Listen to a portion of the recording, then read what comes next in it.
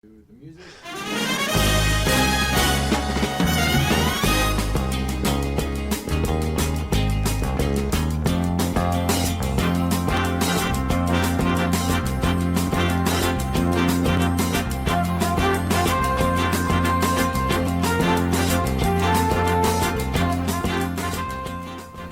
Hello, I'm Gary Quinn, and welcome to another episode of Ready, Set, Live, The Conversations.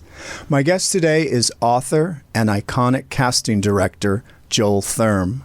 From his humble beginnings, growing up on his grandfather's dairy farm in New York, Joel became one of the most admired, powerful, and accomplished casting directors.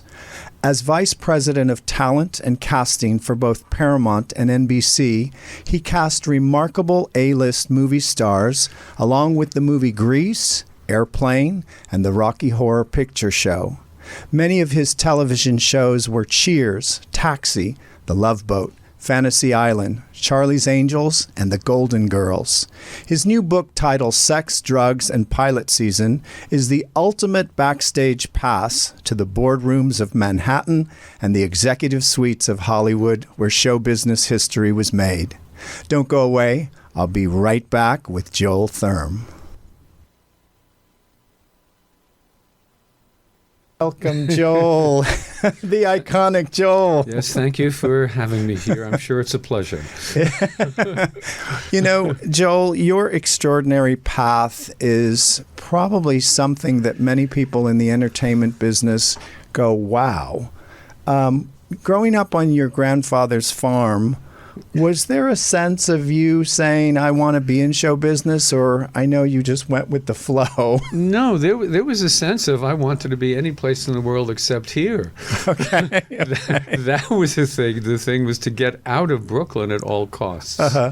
Now the farm was in upstate New York? No, it wasn't in upstate New York. It was in Brooklyn. It was in Brooklyn. It was in Brooklyn, New York. Wow. 712 Hendrick Street. How incredible is that? It was about a third of a city block. Uh-huh. And I think there was one other farm in Brooklyn at that time. Wow. And was it just cows, or was it growing It was vegetables? 56 smelly, filthy, yucky cows that stayed indoors in a beautiful Victorian red brick barn. Uh-huh. And I think they were let out of their stanchions like once or twice a year to take a walk around the property. Uh-huh.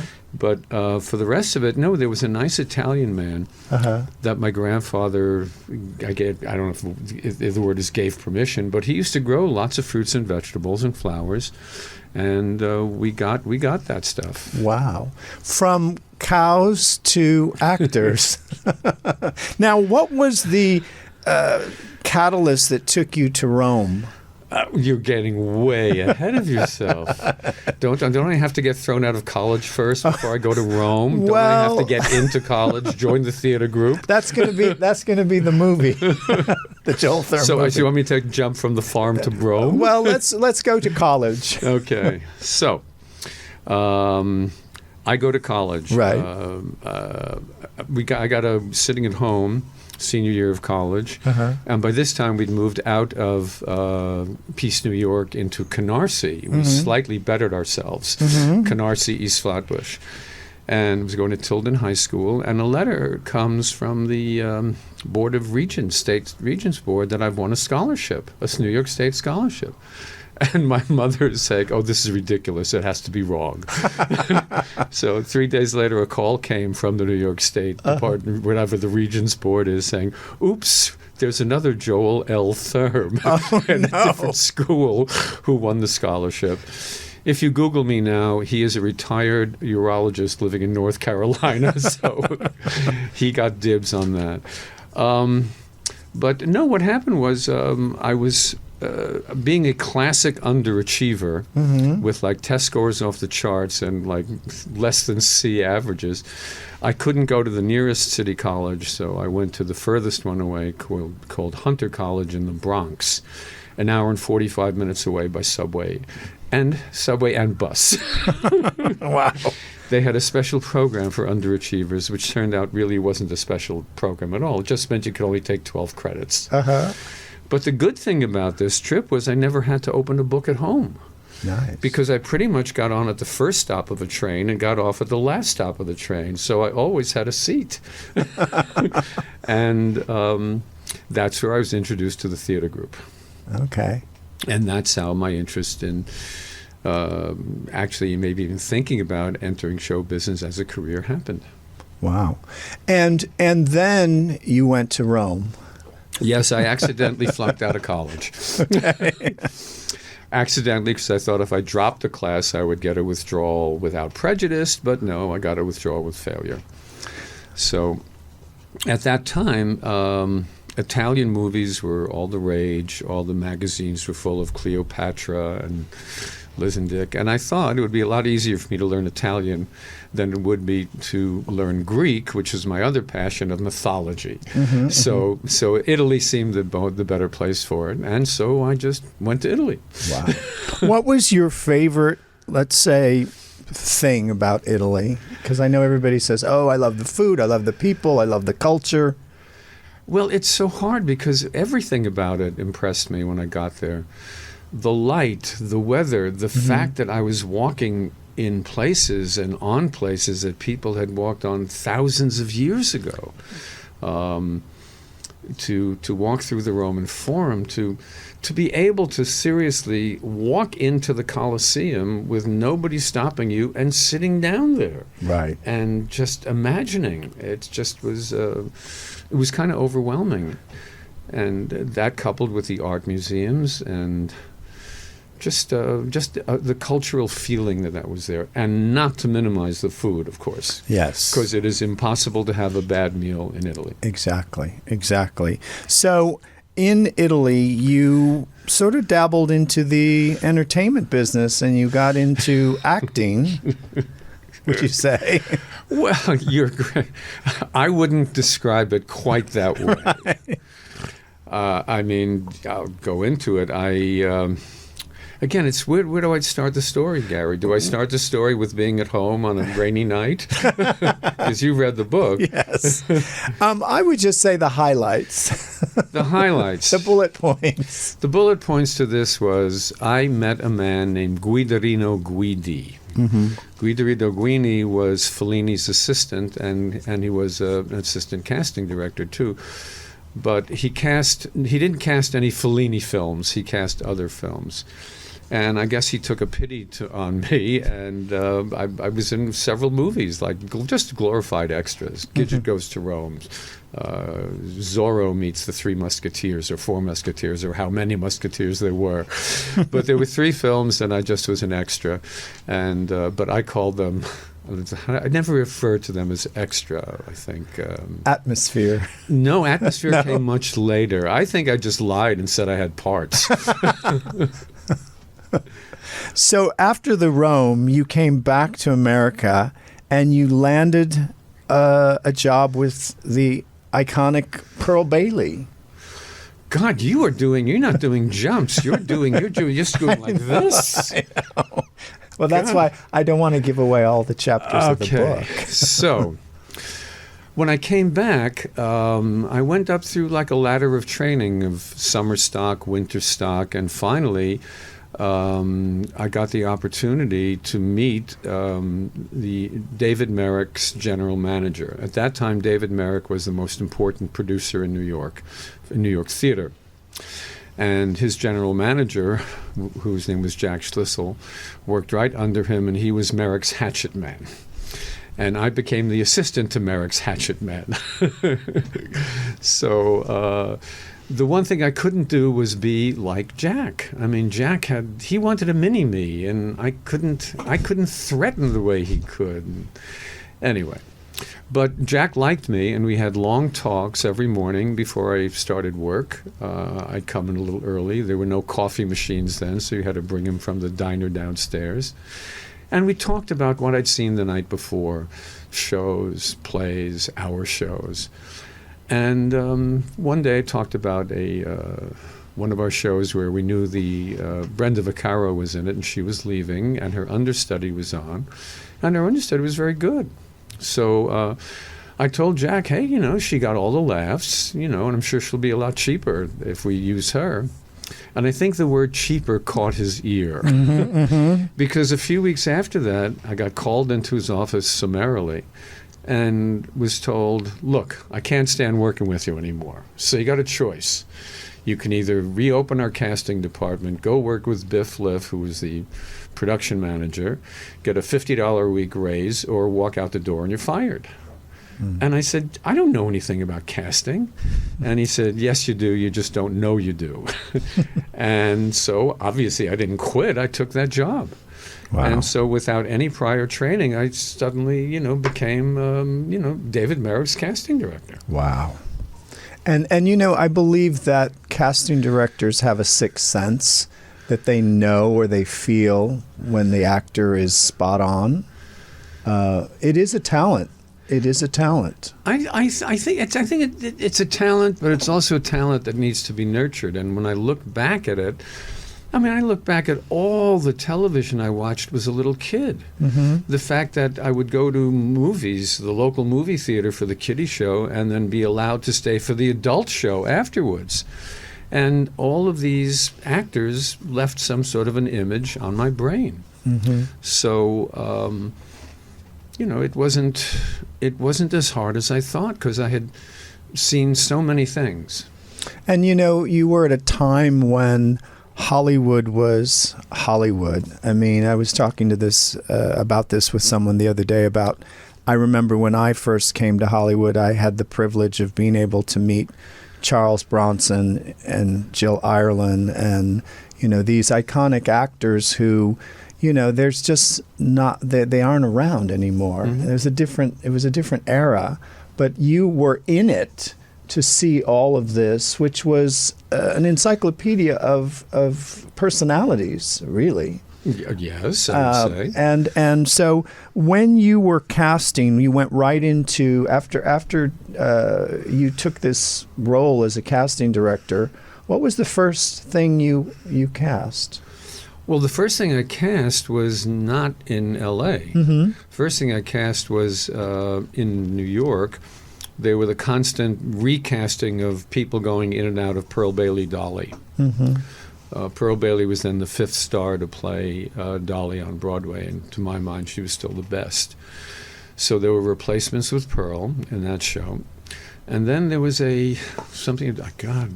this dredged up from my memory. It was a play called The Penny Wars that a famous actress who maybe nobody will have heard of now, Barbara Harris, was directing. And it was a small family drama, and it went nowhere, but that was the first one. Meeting Barbara Harris was very exciting to me because of who she was. But again, no one's going to know her now. But I also played against Sam, the Woody Allen show. I came in after Promises, Promises. The musical was open, but I did all the replacement casting and the roadshow casting. And trying to see what else. 40 Carats. Wow. 40 Carats was still playing on Broadway, little slight romantic comedy with a romance between a 40-ish-year-old woman and a 20-year-old boy. And the the most memorable part of that is actually when Julie Harris was leaving after her contract was over. And we had to replace her. And I replaced her with an old movie star named June Allison, and did very well. The box office was good, performance was good, and then she began to miss performances. And we found out that the water bottle that she had been drinking was not really full of water. And so vodka fueled a lot of her performances and then fueled a lot of her missed performances. So she graciously left the show. Wow. And then I said to Merrick, there's one person who wants to do this show. I think she's still around and available. And I've been keeping her away, and that's Zsa Zsa Gabor. And he looked at me with these eyes, and he said, well, maybe. And so we then met with the show's writer, a woman named Jay Allen, who was the 800-pound gorilla in the room because she had all these wonderful credits. And Merrick, his phrasing was wonderful. He said, "How would you feel if we prostituted the show to get a few more months' run?" And Jay said, "What do you mean?" And Merrick said, "Well, Zsa Zsa Gabor, we could put her in the show." And Jay thoughtfully for a little while said, "Yeah, if you think she'll sell, sure." So that's when I learned that anybody can be bought. All right, so fast forward to Los Angeles. You're in Hollywood. You started with what was the first major project? I know you did The Boy in the Plastic Bubble. Or that wasn't the first one? No, the first important thing that I think I cast, I got to work for CBS, and I was given the Bob Newhart show to cast. So I did not do the pilot, but from the day the pilot was finished, I took it over, and I did it for the next couple of years. So that was the first big, and it turned out to be a really big thing. Yeah, and it sort of put you in the MTM family. Very much so. It also did something at home in Brooklyn that my name began to appear on television every Saturday night on a half a card, and the credits on television shows used to run by slowly so you could actually read them. So my family was more impressed than anybody else. So once my name appeared on television, I could do no wrong. Right. So that was the first benefit of Newhart. And then after Newhart, you ended up. When did Grease? I know you did the Rocky Horror Picture Show, but when did Grease arrive? Well, you're jumping a lot of stuff. So, Rocky Horror Show happened early, I think, in 74, 75. I cast the first stage production of Rocky Horror in the U.S., and that was at the Roxy nightclub. And then, the people we found for that, it was Tim Curry came over with the original cast. Everybody else was American. But the other standout in the cast was we came up with Meatloaf. And that ran for like about 9 months. And then the movie happened right afterwards. And then there's the whole story of how I got Susan Sarandon and Barry Bostwick in the picture. But that could take a little time. But that's not what you asked me. I diverted somewhere. Grease came 4 years later. Okay. Yeah. And at that time, you were looking, or you already knew who you wanted to cast for the leads? In what? In Grease. Oh, if we're going to Grease. Yeah, okay. we're jumping to Grease. Okay, got it. All right. So jumping to Grease. No, first of all, Grease happened because of John Travolta. I mean, the businessmen had decided that if they had Travolta, they had a movie they could distribute and all that. So he was set. And John wanted Olivia. We talked about it, and it was, first of all, it was a great idea. It was his idea. He wanted it. And then it was up to me to make that happen. Because Olivia didn't jump at this opportunity. She initially said, well, gee, I don't know.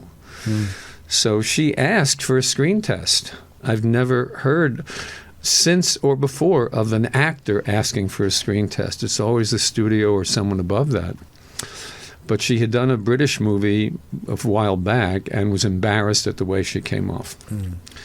So we did the scene at the drive-in in a full, costume and makeup film test. We were doing the scene at the drive-in. And and for some reason we did one take, no laughter. Now, when that would happen, normally the writer or somebody would be around to say, I wonder what's happening. But there were no writers there. Neither the writer nor the producer showed up for this. Another take, no laughter. And so what I did is I pulled out of my back pocket a book of the musical script, not the film script we were using, but the musical play script, turned to the same scene, and there was the problem. The dialogue for the movie was different dialogue than the play. So what I did is I gave the play dialogue to the director, Randall Kleiser. I said, here's why it's not working. Give this to them and see what happens. The next take, the crew was laughing. The next take, Olivia was smiling.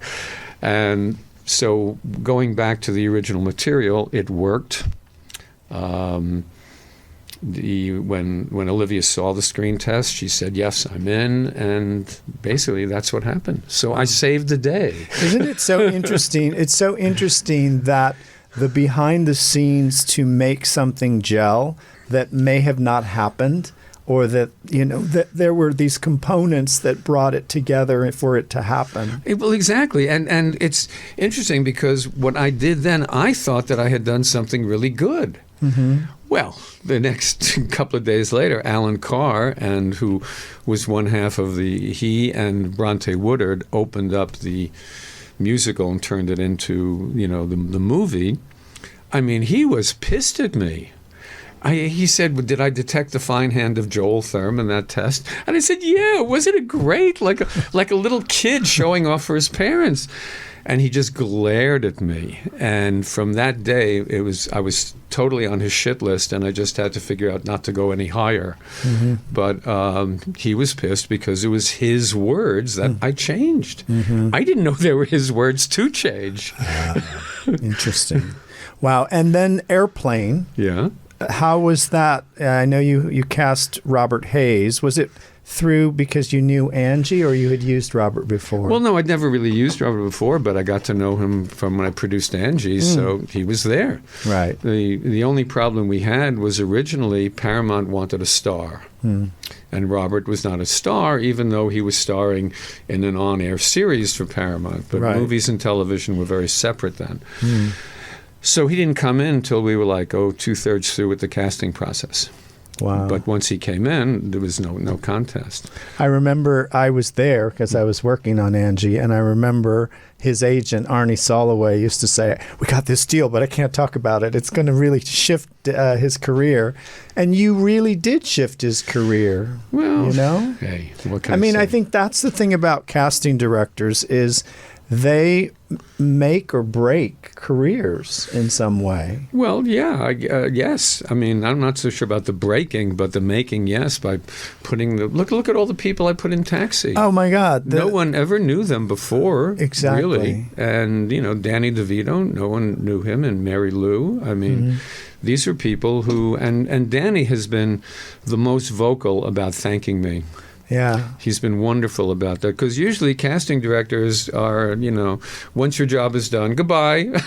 Correct. and then the producer and directors take all the credit. But you know what I really sense with people over the years is that I remember when my very first day of work there, Danny and Tony Danza took me into their dressing room separately and said, "Welcome to the show. If anybody messes with you, come and see me." And I never forgot that. And I saw Danny over the July 4th at a party, and I reminded him, and I said, "Danny, I'll never forget you telling me that." Yeah. Because that just shows humbleness and gratitude of opportunities that were given, and I think that's what makes an actor be able to work over and over, because they have that, What was the most outrageous audition that you were privy to that you said, "Oh no, I don't know about this guy or this woman, but I know I must have her"? Oh, you mean an audition that turned out well? Yes, that you would have never, that when you met that person, you said, "Oh my goodness, this is a star in the making. I must cast her. I must have him or her." That requires thought. Can we let me think yes, about we'll that? move on to the another next one. question. Okay. Because I was going to the worst ones. Okay, what was the worst one? Well, the worst one was it's that I felt so sorry for this woman, because she had thought everything out. It was for a female action star. She was going to be the main. Well, it was her, but there were other people, but she was the focus, and it was an action piece. And it was, I forgot her name, but she was one of the premier dancers in the Fosse film. Blonde, legs up to her chest. And what her plan was to step out out of one costume and into the new one, and the new costume considered was black leather pants. And she got one foot in, and the other foot, her heel went through the leather. Oh, no. And you could feel it's like, oh, not only is it an expensive pair of pants, but she ruined what she wanted to do. And we all felt so sorry for her, and she didn't get the part. You know, I think the thing that actors, when they finally find themselves authentic and they know that they don't have to do anything except be themselves or the character, that's when they get the job. That's when they sparkle. That's a very difficult point to get to. Yes. Because everybody's always worried, I have to be like that person that they want. But basically, you never knew what you knew. You never knew what you wanted. You were waiting for them to come and show you, Not right? Not necessarily. No, you knew what the basic characteristics of a character were. You knew what you wanted, but you never had to get exactly that. Right. So, I mean, going on to Aaron Spelling, the Charlie's Angels, that must have been an interesting casting time. Well, Charlie's Angels, we from the very beginning, Kate Jackson was set, and Farrah was like on the horizon, not the horizon. She was there. We knew Farrah was going to be the second one, so it was really only looking for the third part. And this is when we were doing the pilot. Correct. And Linda Otto and myself were working on it, and we brought in everybody. I can imagine. And I mean, oh God, Michelle Pfeiffer came in. I remember all these names came in, and for some reason, and to this day, I don't know how you judged in that case. But and Jackie Smith wound up with the part. She had done a few Spelling Goldberg shows before that. They felt comfortable with her. The hair color was different with all three people, and that was it. But it went on forever, and we had. It was very unusual for the day. We had a few black actresses test for it, but it wound up with Jackie. Wow. What would you say the most important thing for an actor that over the years of casting, they should really just know that that's all they need to know when they walk into a part? What's some biggest secret you could say, if you do this? Well, it's not so much secrets. First of all, you should know what you're auditioning for. That's the most important thing. If it's a TV series, you should have watched at least one episode of the series, because then you know what it's like. And I would say, come to think of it, that's the most important part, is knowing what you're auditioning for. And if you have any questions, ask. Right. Now, this character is supposed to be blah, blah, blah. Here, is that so? Or don't be afraid to ask questions. Okay. Because the other thing that actors always forget is casting directors want you to get that job, because then they don't have to go looking anymore if you have it and the work is done. Exactly. So, and most actors think the opposite, that they don't want me. It's not true. Exactly. All right, Joel. Well, I am so excited about your book. I am too. And it's called Sex, Drugs, and Pilot Season. And Confessions of a Casting Confections. Convections of a...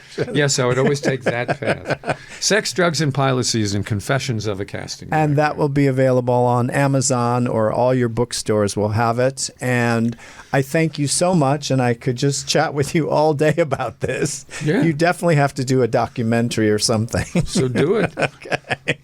I'm Gary Quinn. Join me for another episode of Ready, Set, Live.